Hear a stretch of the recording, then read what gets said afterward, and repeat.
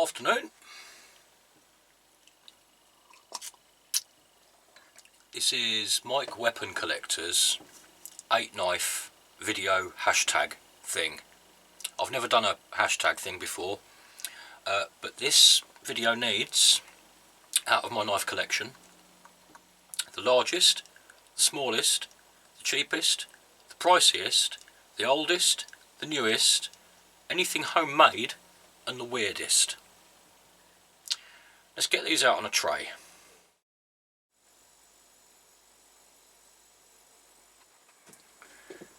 Right, as you'll see, I've only got one knife for one or two of these categories. Most of the categories have got probably two knives because I'm just uncertain about costs and dates and all sorts of things. So this is going to be a familiar thing throughout this video. It's going to be probably more than one knife for most of the categories. Right then, biggest.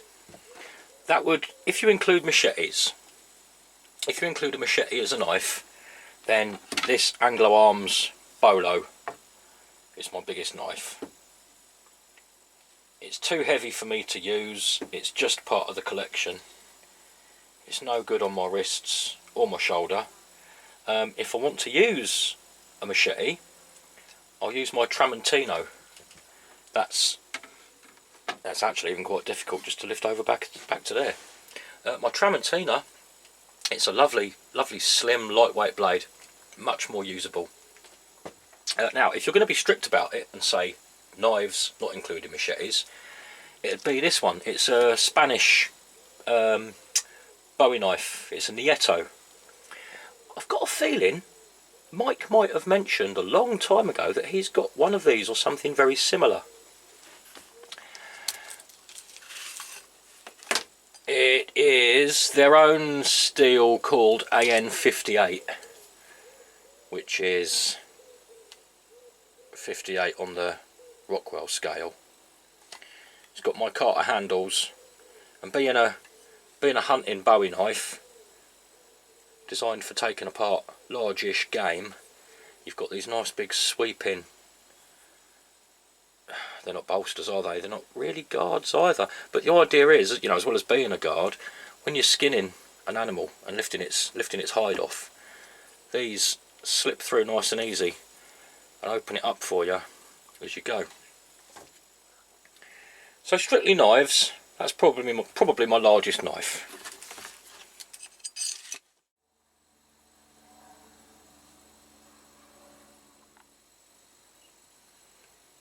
Right, well this particular category has a very clear, not winner, but candidate.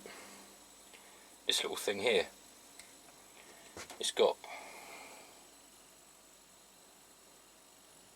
carbon steel blade, abalone mother of pearl scales, and that blade is 3 centimeters long. That's about an inch and an eighth, and it's very old. It would be a potential candidate for the oldest category, but I think for that category I'm probably going to stick to verifiable age. I really don't know with this one. It's marked on the blade with Italy.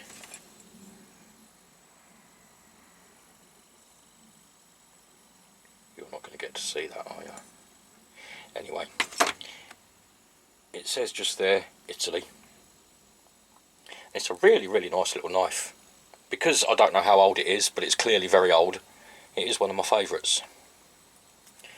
Now, I just want to quickly show you, this is a little bit bigger, this one, but this is its very similar cousin. It's a nicer construction, to be honest. It's made of stainless. It's abalone again, but it's got bolsters on it. And the blade's just a tiny little bit bigger. Again, unknown age, although, let's see if you can see this. This one has got the manufacturer's mark on it, and it's a company we probably all know. It's Richards. Richards of Sheffield. I'm going to stop trying to do that. That's a Richards of Sheffield, also very old, but I suspect not as old as this one.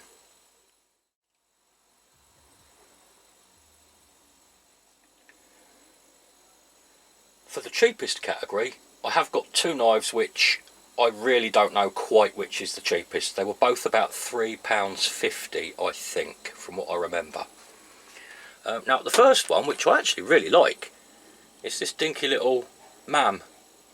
What are they called? Mam Filmam from Portugal. I've got a few of their knives in my collection. They're unfortunately always compared to Open L's and Antonini Old Bears, but they're kind of the same thing.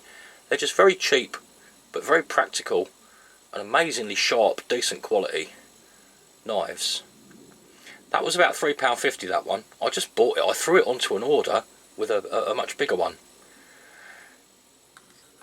And this one was also about £3.50. Believe it or not, this is a Martini. Martini? No, I'm getting confused with Anthony. It's a Martini, the Finnish company. Now they make some really nice, proper, expensive, decent, historical and all the rest of it knives. This one here was the cheapest one they do, and it's a toolbox knife, and yeah, it was about £3.50. I just wanted it as an example of one of theirs. Now weirdly, I hope it is what I was told it is, because all it says on here is inox, which obviously is just stainless. You might have thought they would have put some sort of mark on it somewhere. But anyway, either way, two £3.50 knives.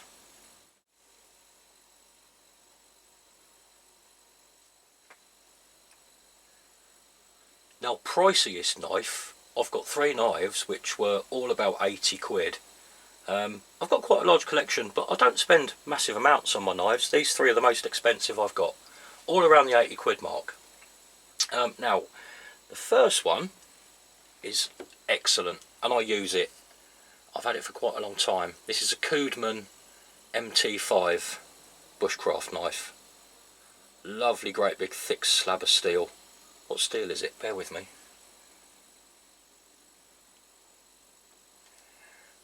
N695, which I don't recognise, but it's a stainless, obviously. I guess it's probably one of their own. It's got those fancy little liners in it.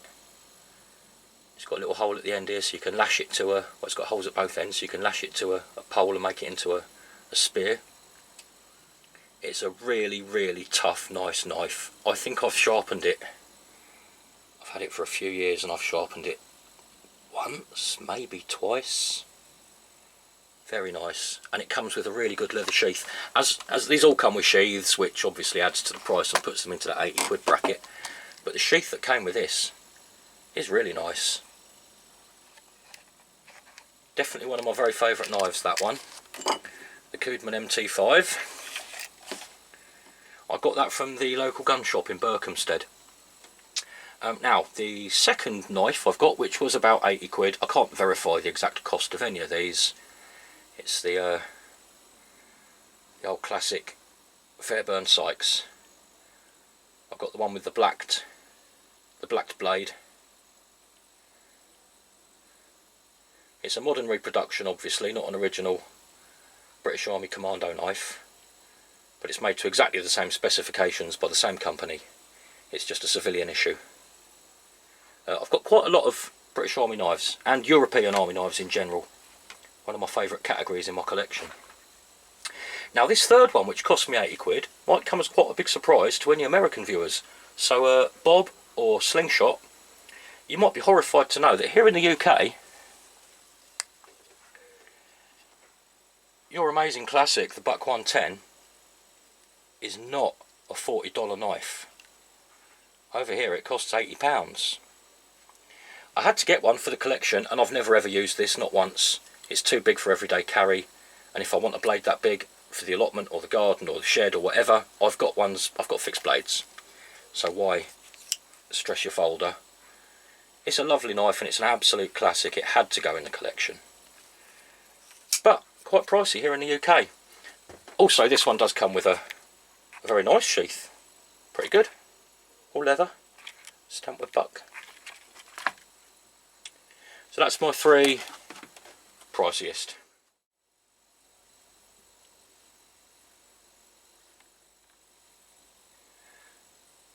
Two knives again for my oldest category. One of them is the oldest, and the other one has actually got a date stamped on it. Now the very oldest, I'm very proud to own this, I love it. This is my 1880s Prussian bayonet. When I originally got it, it did have wooden scales still attached, until I lent it to somebody who said they were going to clean it up and lost the scales. You could tell from the scales that it had seen active service because it had notches cut in it. Now whether they were for additional grip for the soldier, or whether they were a tally of bayonettings, I don't know. But yeah, 1880s that one is. I've looked it all up, I've verified it online.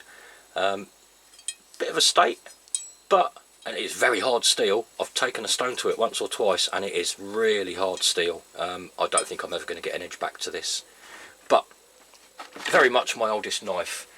Now this one here, it's not as old, but it's got a date on it. Oh, it's a 1945 farthing there, with a little wren on it. King George on the other side. And the whole thing, little tiny folding knife, carbon steel. The whole thing's designed to hang with your keys. I can't remember whether this one's marked on the blade. Give me a sec. It is. It's another Richards.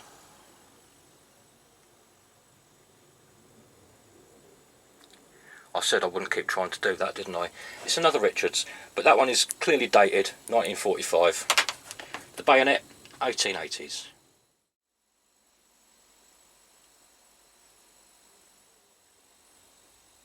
Two knives again for the newest category, because I've bought both of these knives within the last year. I've not bought many knives this year. I think these are the only two knives I bought in the last year. I just can't remember which order I bought them in. Now, the first one here is the CRKT...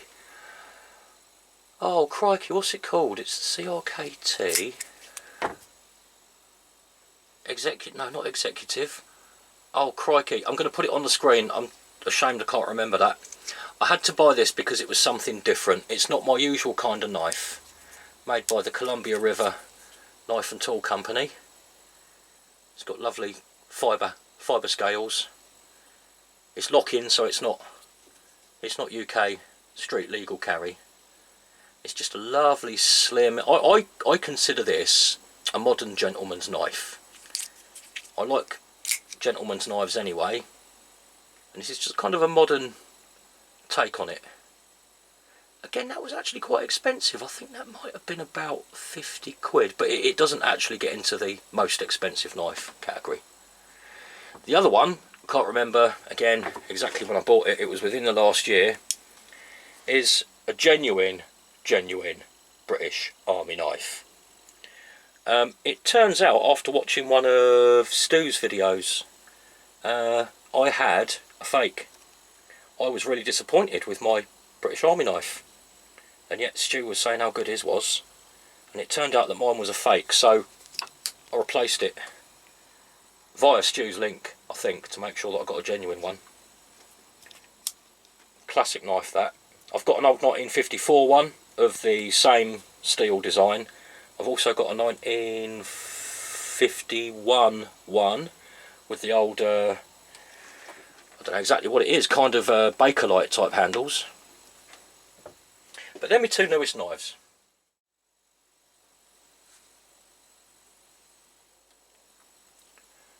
Sadly, the closest thing I really have to a homemade knife is this monstrosity. It's probably the knife that I've had longer than any other. I've had this absolutely yonks. It goes back to when I was using wood as my main source of hot water and heating. And this was my kindling knife that I kept next to the log burner indoors. I don't know why I didn't take that off, because the number of times I stabbed myself in the thigh with it. It's Snake brand, wherever they're from. It's not a decent steel. It's very soft steel. You can see the blade has actually got a bit of a curve to it, where I think at some point I've used it to try and prise open too large a log, bent the handle a bit. So it's quite soft steel, but that does mean it's dead easy to sharpen. Doesn't even require a stone, I just do it with a file. And that actually served me for years and years and years, chopping all of my wood down to kindling. When I found it, it was just a lump of metal, it had no handle whatsoever. And the only reason I can even vaguely claim that this is a homemade knife is because I put it through a stick and put some tape around it. That's the same tape. That tape has been there nearly 2 decades. I love that knife.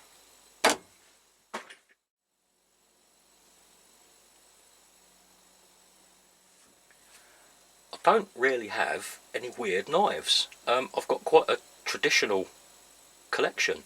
I don't really even veer into the territory of tactical knives. I like traditional knives, as in peasant knives, old army knives, that sort of thing. So the closest I can really offer in terms of a weird knife is probably my Higo Nakami, just because it's Japanese, for one. Most of my knives are either European or US. A couple of Chinese copies in there, but you know, as a genuine traditional knife, that is very much Japanese. And also it's slightly weird in that it's a friction folder. Kind of a friction folder, I don't know exactly how, but you know, putting your thumb there is what holds the blade in place and stops it closing on your fingers. That's an unusual design. I've got others. You could consider that one weird, in a sense. I'll also throw in this one. This is the worst knife I've ever bought. It is horrendous. I bought it as a Dutch army knife. Yeah, when it arrived it's got US printed on it, and when I opened it up it was clearly a knockoff of the old the Camillus, the old US Marine knife. But even just taking it out of the packet, even just taking off the packaging, this was that needs popping back on a regular basis. This is made out of tin foil. This is horrendous. Look at the gaps on it. I've never used it. This isn't through wear and tear. This is as I've got it. There's a really annoying thing about this, where in order to open the main blade, which is there, in order to open the main blade you first have to open the can opener to reveal the notch. And of course all of these are loose as hell. So that's a weird knife in that it's not what I ordered. It's not what it was advertised as, and when it arrived it was the worst knockoff I've ever seen in my life.